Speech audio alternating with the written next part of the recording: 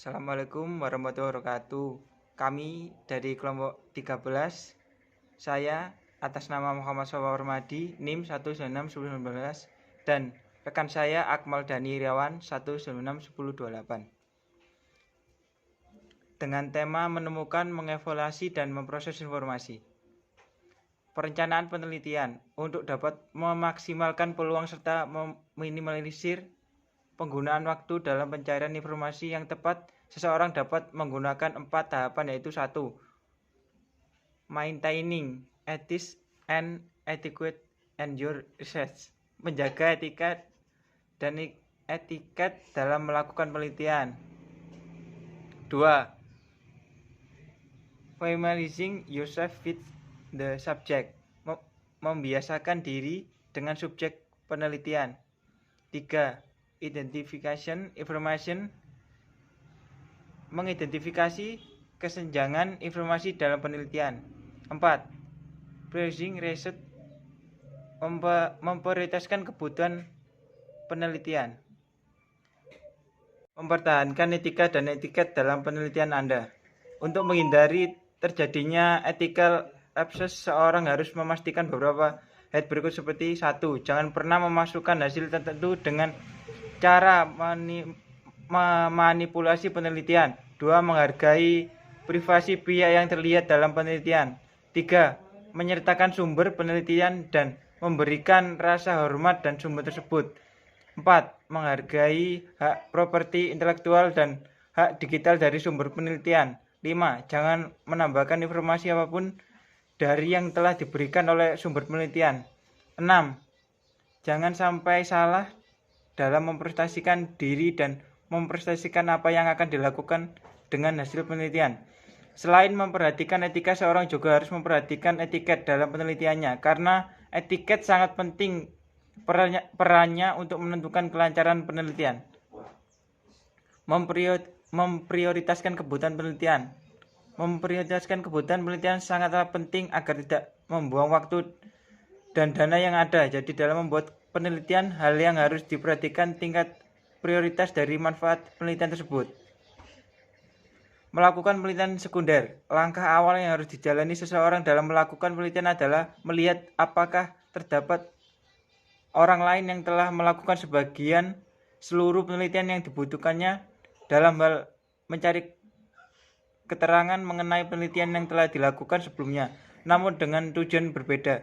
Disebut sebagai penelitian sekunder dalam kurung secondary research. Jadi salah satu faktor penting dalam keberhasilan penelitian. Istilah metode pengumpulan data seringkali terdengar berdampingan dengan instrumen data. Keduanya memang saling berhubungan, namun masing-masing memiliki makna berbeda. Metode pengumpulan data merujuk pada cara yang dipakai untuk mengumpulkan data seperti observasi, wawancara, dan sebagainya. Sedangkan instrumen pengumpulan data lebih merujuk pada alat yang digunakan untuk mengumpulkan data, misalnya kuesioner terbuka atau tertutup, pedoman wawancara, kamera untuk merekam, dan sebagainya. Data sekunder adalah salah satu jenis data berdasarkan cara memperoleh datanya, di mana data diperoleh dari pihak ketiga. Data sekunder dibagi menjadi dua macam, yaitu data yang diperoleh dari hasil penelitian orang lain dan data administratif kelembagaan. Data sekunder umumnya berfungsi sebagai pendukung data primer, namun ada juga penelitian yang hanya menggunakan data sekunder. Disebut kelebihan data sekunder yang utama yaitu lebih menghematkan waktu. Ada beberapa metode pengumpulan data sekunder yang bisa digunakan saat melakukan penelitian. Lakukan penelitian sekunder. Ada beberapa tempat yang menjadi sumber informasi, antara lain finding information on the library. Pada umumnya setiap sumber informasi memiliki beberapa fungsi yang berbeda, seperti koran dan majalah, buku bisnis, daftar atau petunjuk, almanak, dan sumber daya statistik, publikasi pemerintah, database. Finding informasi online, yaitu seperti online search tools atau online monitoring tools. Search. Seseorang harus memastikan beberapa hal berikut agar dapat memperoleh hasil pencarian yang maksimal. Berpikir terlebih dahulu sebelum mencari, memperhatikan secara detail, jangan membatasi diri dengan hanya menggunakan mesin pencari web reguler. mengulas pencarian dan menampilkan pilihannya secara hati-hati, mencoba variasi dari istilah yang ada, menyesuaikan batasan pencarian jika diperlukan, melihat beberapa halaman pertama hasil dari pencarian. Melakukan penelitian dasar. Melakukan penelitian dasar dapat dengan dua cara, yaitu mengumpulkan informasi dengan survei. Sebuah survei dapat diandalkan jika menghasilkan identik hasil ketika dilakukan survei ulang. Untuk melakukan survei yang menghasilkan yang handal dan valid yang harus diperhatikan yaitu 1. Memilih penelitian para peserta dengan seksama. 2. Mengembangkan seperangkat pertanyaan yang efektif. 3. Memberikan instruksi yang jelas untuk memastikan orang dapat menjawab setiap pertanyaan dengan benar. Selanjutnya, mengumpulkan informasi dengan wawancara.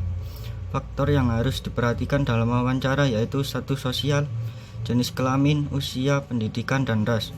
Sementara itu, dalam wawancara juga terdapat dua bentuk pertanyaan, yaitu pertanyaan terbuka dan pertanyaan tertutup.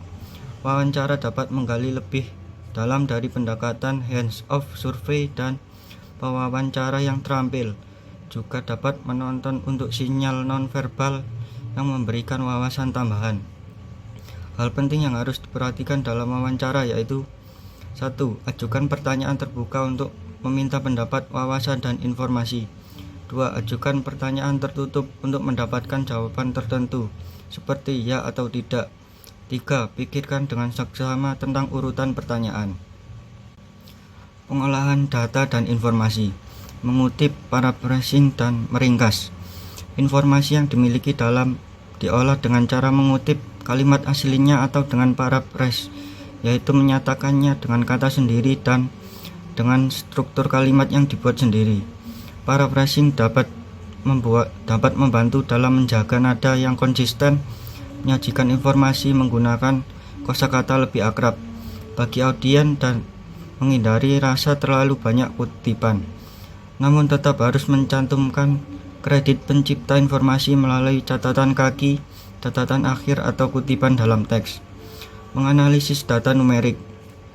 Langkah yang dapat digunakan untuk mencegah kesalahan dalam analisis yaitu 1. Menghindari perbandingan yang salah. 2. Jangan memaksakan hasil penelitian melebihi batas yang mampu dicapainya. 3. Menghindari presentasi yang dapat menyesatkan. Menerapkan temuan Anda. Dalam menerapkan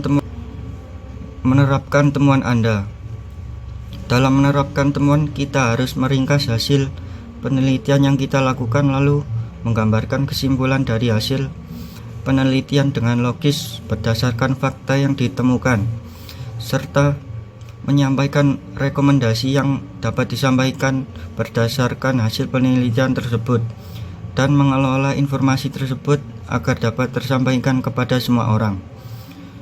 Summarizing your research atau ringkasan merupakan presentasi yang tidak bias mengenai suatu informasi yang berhubungan dengan topik tertentu tanpa mencoba untuk membuat kesimpulan ataupun rekomendasi. Drawing conclusion atau kesimpulan merupakan interpretasi logis dari suatu fakta yang informasi lainnya yang terdapat dalam hasil penelitian. Managing information. Pada umumnya seseorang akan menggunakan manajemen pengetahuan atau knowledge management. Informasi yang dimiliki serta untuk membuat informasi tersebut tersedia untuk orang lain. Saat ini dengan adanya kemajuan teknologi, seseorang dapat menggunakan media sosial untuk keperluan manajemen pengetahuannya. Terima kasih.